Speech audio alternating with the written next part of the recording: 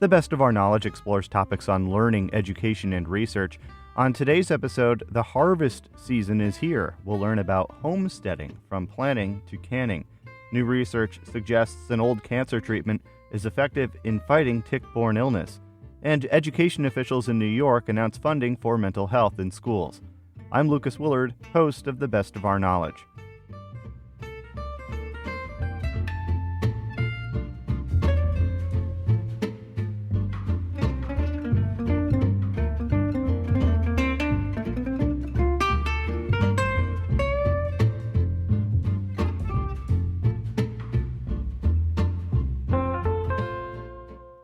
Welcome to The Best of Our Knowledge. I'm Lucas Willard. It's now late summer, and with a little luck, your backyard garden is providing you with fresh fruits and veggies. But starting a garden from scratch without prior experience can be a challenging task. That's where our next guest comes in. Beginning in September, the Milton Grange in Saratoga County in upstate New York is holding classes from planning to canning called Homesteading on a Half-Acre. The goal is to teach anyone to grow their own produce and protein and to become more self-sufficient, even if your backyard is smaller than a tractor. To learn more, I met homesteader Eric Smasino in his backyard. We produce most of our vegetables, 99% of our meat, quite a bit of our small fruits. Here. Have some. Raspberry? Here. Thanks. Try. Look at the fruit set on this. Oh, they're beautiful. But you see how many there are? This is because of variety. Mm-hmm. So, for example, people in this class are going to learn, I don't have to have a huge area for raspberries. I can have these really productive plants, and we'll tell them where to get them. And you also, I see, have the raspberries. There are some posts in the ground. Well, that's for the rows, so to speak, so we know. Basically, it helps them stay up in the air. There's wires from post to post. But again, I think that some people may have raspberries. Just as I'm chewing one right now. Some people may have raspberries in the side of their home, but they kind of get brambly and they grow all over the place. But this is something that you could learn to keep a plant that can go as crazy as a raspberry plant in one place. Well, a farmer, there's see all these honeybees? Do you have bees on the property as well? well? Yeah, see the hives right there? So the honeybees are in here making sure all these are pollinated. It all works together. And you could have bees on a small homestead. You could have, and honey is, a lot of people like honey, so that's a real plus. It's just that simple. But look at these things. It's unbelievable. Look how many raspberries we're going to have. This is second flush. We already picked once. So in a couple of weeks, you're going to be rich in raspberries. Yeah, and that's when the grandkids have to come over. So you also have, I see, corn here, squash over this here. Is set up, and this is something that it's my own system. I'm sure there's a million people that do the same thing.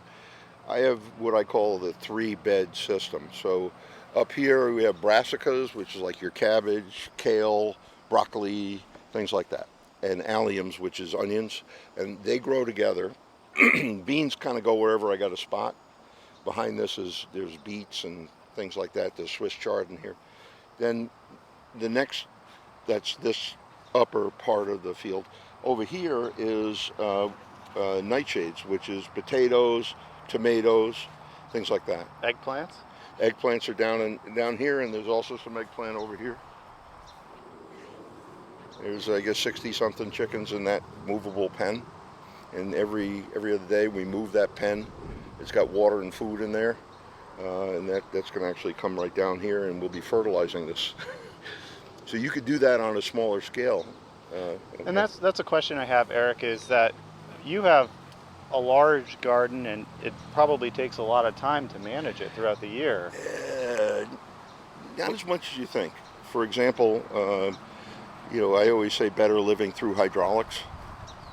So, we have a tractor, we have tillers, and is there a little bit of hand weeding? Yes, not this year too much because my knee, but normally, I've learned that once for example, this corn is doing just fine, yet there's weeds in the rows, but a lot of the center of the row is actually shaded out. So, could I rototill that? Yeah. Um, but it's not super necessary, and you're still going to have a pretty good crop. Can we visit the chickens over here? These are layers, and the reason we used to have the layers in the raspberries because, and we just took hay twine and ran it back and forth across the raspberry patch. Birds of prey won't go into, won't land in a pen if they can't figure a way to take off. Or at least that was the theory, until an eagle figured out how to get in there and out and killed all our layers. Into the raspberries. Yeah, right. Yeah. So now we never had to weed them. And look how they really got fertilized. So we built this is a movable pen that attaches to their little house where they can lay their eggs and stuff. I'm going to take a look at the chickens here. You can tell the males and females by the color of them. And they lay big brown eggs, and they are egg-laying machines, and really, really productive. And we bought these as pullets. I think they were 16 weeks old already, so you don't have to start with baby chicks. Now, not every municipality will allow a baby chicken in their backyard. But that is something that's becoming more popular. Well, and actually one of the things in our class is we're going to actually, if you're zoning, how to know if the zoning covers homesteading activities, and we're going to have some zoning experts talk about how you might, suggested verbiage and how to go about changing it within your town. So I have one more question. Sure. Beyond the word itself, what's the difference between gardening and homesteading?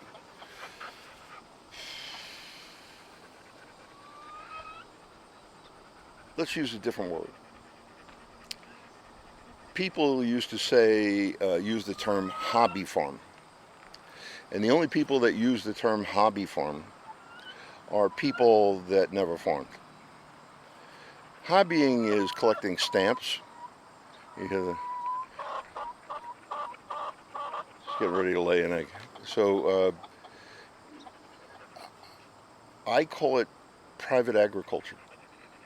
It dawned on me when I drove around in the western part of the town of Milton that there are so many people that have horses and animals and make hay and do all these things. It's not like they're doing it to make their income. The old adage, you want to be a millionaire farming, start with 2, when you get to 1, quit. So, but gardening is just one part of a homestead frame of mind. Food, fiber, fuel, all of these things. When I lived in Connecticut, I had a farmer friend who delivered all kinds of oak logs to me, and I learned how to use a chainsaw, and we installed a wood stove and heated our house. One of the best days of my life was when I got a letter from the oil company saying, obviously, they came to fill my oil tank, and they said, obviously you found another way to heat your home. You know how proud I felt? So, 2 things that I can leave you with. If you have ever sat at a table with your family and you look at what's on the table for dinner and you realize that everything that's on that table came from your ground, I don't know how to express the pride that you feel from that. There's a lot of people that really want to experience that. The other thing is, and this is kind of funny, I was at the supermarket yesterday. We don't have dairy cows, so I have to buy milk. Woman in front of me I looked down and I said, everything that you have here, you could grow yourself. She had chicken, she had strawberries, It's a little late for strawberries now, but she, every single thing she had, she was buying. She says, "Well, I do garden some." Does that answer your question? The homesteader wants to do more for themselves. It's that frame of mind, I think. How's that? Eric Smassenow is an upstate New York homesteader and instructor with the Milton Grange, which is preparing to host a series of classes called Homesteading on a Half-Acre this September. Joining Smassenow in his backyard were Milton Grange members Janet Bartow and Marianne Becker. Bartow, a gardener and beekeeper, hopes to learn more from others who share her interests. I find that I think going to these classes are going to match me up with like-minded people. So people in the community that are also agriculturally minded, people that I could maybe call if I have questions, or they could call me. We could kind of mentor each other and develop friendships in the community. So why do you think those networks with something like gardening is so important? Oh, because I have tools, they have tools. We can borrow each other's tools possibly. Sometimes you run into problems, you have diseases or insects, things that you're not familiar with. This has been a really rainy season, so there's a lot of stuff going on that I don't understand why, like my squash plants aren't flowering up the way they should. I talked to some people, it's been too wet. So, it's good to have those connections because somebody might have experiences that you don't, and vice versa. Becker says the Grange has long sought to educate locals about the land and its resources. So we've always, as a Grange, we've always tried to help the community. We've done a lot of exhibits in the village of Ballston Spa. We've taught them how to make ice cream. We've taught them how to make butter. So this is just a culmination of what we represent as a Grange to help the community. And of course, self-sustainability. I mean, all you have to do is listen to the news to say, what's going to happen. You can't even get a lot of the things in the grocery store anymore that you used to be able to get. What's going to happen, if a recession hits and stuff? We've never lived through a depression before, so. Why is it important for you to share the knowledge, when it comes to gardening or homesteading or anything I'm else? not going to be here forever. And I try to share what I know, and you're never too old to learn. So I learn from every single thing that the Grange does in the different classes we have. Do I know this, this, and this? Yep. Did I know this? No, I did not. You always can learn. And the more you learn, the better you do. And the more you can take care of yourself, because you're going to have to. The Milton Grange's Homesteading on a Half-Acre series of classes begins in September at the Brookside Museum in Ballston Spa, New York. You're listening to The Best of Our Knowledge. I'm Lucas Willard.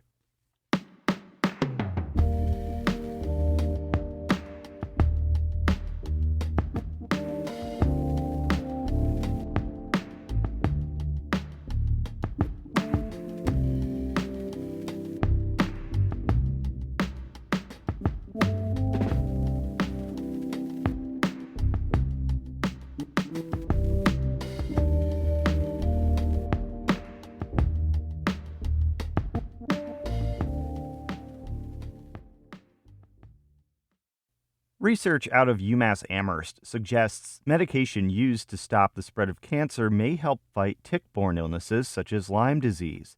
To learn more, The Best of Our Knowledge's Jim Levulis spoke with Stephen Rich, Executive Director of the New England Regional Center of Vector-Borne Diseases, about the study and how it relates to existing Lyme treatments. Generally, it's antibiotic treatments, most often doxycycline. A reasonable course of doxycycline takes care of most early detected Lyme disease cases. There are other antibiotics that are where doxycycline is contraindicated. There are other antibiotics that work as well, things like amoxicillin, but basically antibiotics. I see, and that's especially the early detection is key, correct? The outcomes are always better when it's caught earlier, for sure. So the stories of people's long-term consequences, generally that's when it goes undetected and untreated. So it's noted in this research that this realization that a therapy that inhibits the growth of cancer cells could treat Lyme disease came from a sort of aha moment. How so? Yeah, so the interesting thing is it was a student's aha moment, a very clever student that was reading up on how Borrelia, how Lyme disease spirochetes make their livelihood, how they metabolize and produce energy. And he noticed that they have dependency on a particular pathway. It's called glycolysis, and that pathway is dependent on lactate dehydrogenase, or LDH, in the case of Lyme disease spirochetes. And it turns out that certain cancer cells, certain tumor cells, are similarly constrained in their metabolic profiles. And people knew that about the cancer cells and used inhibitors of the LDH molecule to treat those tumors. And so this student very logically thought perhaps they would work against Lyme disease spirochetes. And the experiments that you're alluding to are just that. They're a test in test tubes, basically, of whether the Lyme disease spirochetes can be killed by those, or their growth limited by those LDH inhibitors, and lo and behold, it does. And I should mention that student's name is Pat Pearson, he was a PhD student. He's now Dr. Pat Pearson, and continuing that work and others in our lab. And you noted there that the inhibitors, they didn't necessarily eliminate the bacterium, the Lyme bacterium, but they do stop it from growing, correct? Yeah, so when we talk about antimicrobials or antibiotics, there's basically two categories. One are bacteriostatic, and the other is bactericidal. So bacteriostatic basically means that you don't allow the populations to grow, and that basically it's helpful because it allows the immune system to then step in and do the rest of the job. And some antibiotics are bactericidal. In this case, it's bacteriostatic. So what are the next steps for this research? The next steps are to see what we observed in a test tube killing Lyme disease spirochetes or bacteria in a test tube holds true when we test it in animals, and most likely that would be laboratory animals and perhaps mice. And if it does, then after continued work there, we would hopefully someday be able to trial it in companion animals or people. And aside from the research, I was just wondering, was a very wet, warm July in the Northeast, specifically in Massachusetts. Do those types of conditions impact ticks, the spread of them, anything like that? If it's too wet and rainy, we generally see a reduction in exposure because people are not outside as often. So this particular year, it seemed to be a sweet spot in that the reports were that there were lots of human biting ticks. So while it seemed like a rainy season, it still seems that people were encountering ticks at a high frequency. We saw a lot of dog ticks this year as well, which hasn't always happened in the past. Rain, unlike mosquitoes, ticks don't have a reliance on for their juvenile stages of living in water, so they're not dependent on water the same way mosquitoes are.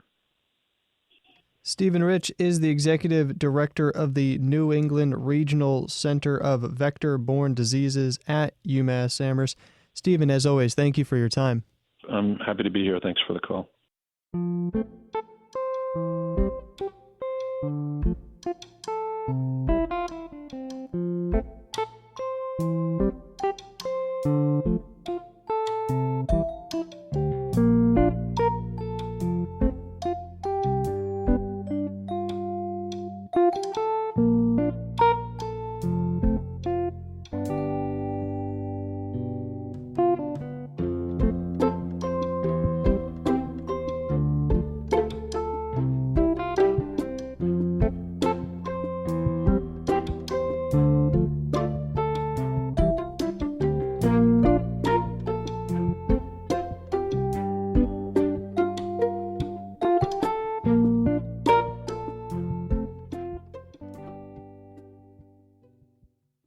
You're listening to The Best of Our Knowledge. I'm Lucas Willard. The lingering effects of the COVID-19 pandemic are still being felt by students. With the new school year approaching in New York, Governor Kathy Hochul recently pledged more than $100 million in grants to districts to boost mental health services. The Best of Our Knowledge's Samantha Simmons reports. Today is about our children. The Democrat, who emphasized getting students back in the classroom after COVID-19 lockdowns, announced $108.3 million in funding to support the implementation of mental health services and faculty training in schools throughout the state. Hochul says there has been a noticeable drop in social skills and test scores across the board. If we don't give them support now, it'll be irreversible. And it'll affect their ability not just to get out of school, but also their ability to get a job later, and it'll ultimately lead a happy and fulfilling life. $100 million will go directly to schools to hire specialized faculty, and the remainder will support the expansion of school-based mental health clinics. The state will cover up to $25,000 in startup costs and provide an additional $20,000 for districts in economically disadvantaged areas. Hochul says there are major shortfalls in mental health personnel, and in conversations with students, she learned some districts have one counselor for hundreds of kids. Now that's not serving our kids. That's a failure. So we'll invest more money, allow for more hiring, bring in these professionals, help them on site. Don't send them home and say you should go see a therapist someday. That's probably not going to happen. Let them get support in school. With the new school year quickly approaching, some upstate counties are seeing an influx of migrant children, not all of whom are school age. Hochul was asked about funding for districts enrolling asylum-seeking children. There are some school districts that have capacity more than others, and you also want to make sure that there's, the proper language skills being taught there. Is that where English is a second language, you need specialized teachers. So not every school lends itself to being the best place for students. Democratic State Assemblywoman Pat Fahey of the 109th District and chair of the Committee on Higher Education says tackling mental health in schools is a multi-pronged problem. Children have had to learn how to socialize again, how to break. We've seen whole school districts right now literally taking phones away, using phone locks during the day to try to break this screen addiction, which has also helped to fuel the mental health crisis. And, during COVID, we were encouraging screen time because that's the only way students could learn. Now we need to break some of that addiction. Fahey says teachers will need resources too. Because certainly teachers had to pivot overnight to try to teach overnight. They often had their own families struggling with their own challenges. The trauma of COVID, the trauma of what so many families went through is not over. The program emphasizes working with elementary students, but Fahey says more work needs to be done for teens and college students who may have fallen through the cracks. We've got to reclaim these students or the streets claim them. And we know from crime statistics, the streets are claiming them if we don't. Reporting for the Best of Our Knowledge, I'm Samantha Simmons. To learn more about how state officials are seeking to address the mental health of students in a post-pandemic educational landscape, The Best of Our Knowledge spoke with New York Education Commissioner Betty Rosa. Our Jody Cowan caught up with Rosa at a recent event hosted by the New York State School Boards Association. After a panel discussion, Rosa said officials are focused on helping students and teachers make human connections. I took the position at the onset of the pandemic, but I was also in the role of chancellor prior to that for 5 years. So I've been through this pre-COVID and post-COVID. When looking at the mental health of the students, what are we doing to address the mental health of the teachers and the staff that we're working with here? It's actually been quite interesting because the conversation has been, even though it's been focused on the students, we have also talked about families, we've talked about communities and school members, and through making sure that the wellness, even in our own department, we're creating our own wellness to have a space where people can have some time to reconnect and just really have, again, reconnecting in terms of the human connection. And again, you mentioned the loss of learning that we're experiencing here, and I've heard from some of the teachers that were asking questions before, there seems to be a loss of trust on some of the parents and with the faculty and the staff and the administration in general here, as far as that everybody's best interests are with the children. How is this a new hurdle as far as dealing with the parents in this capacity? I think that the parents, you have to remember that everyone was impacted by this. The parents took on the role of the teachers in some cases, right? So I don't know that it's a lack of trust. I think it's rebuilding and rebuilding that trust and rebuilding the opportunities to create those connections is what we're going through right now.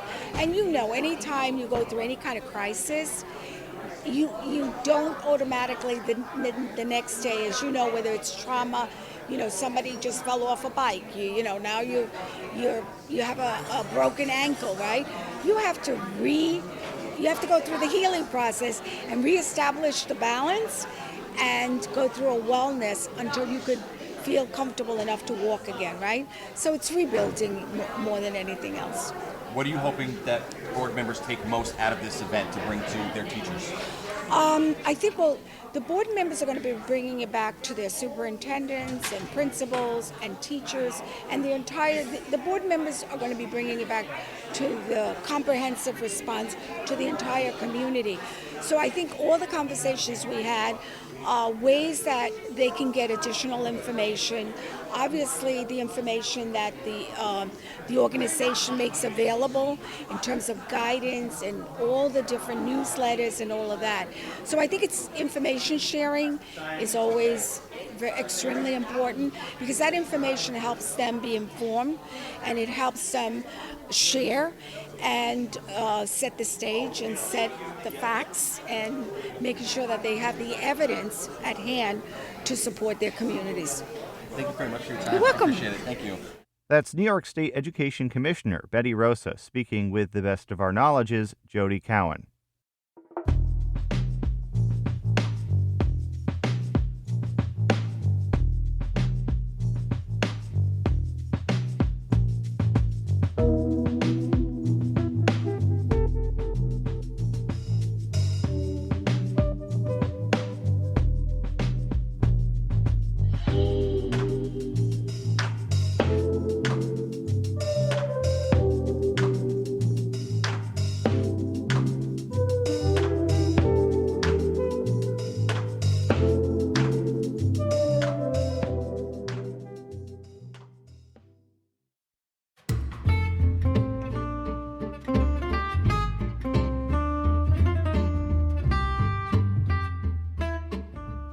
This has been The Best of Our Knowledge, episode 1717. The Best of Our Knowledge is a national production of WAMC Northeast Public Radio. Thanks to associate producer Jody Cowan. The latest on all National Productions programs is available via the Airwaves newsletter and our flagship station's website, WAMC.org. Until next time, I'm Lucas Willard.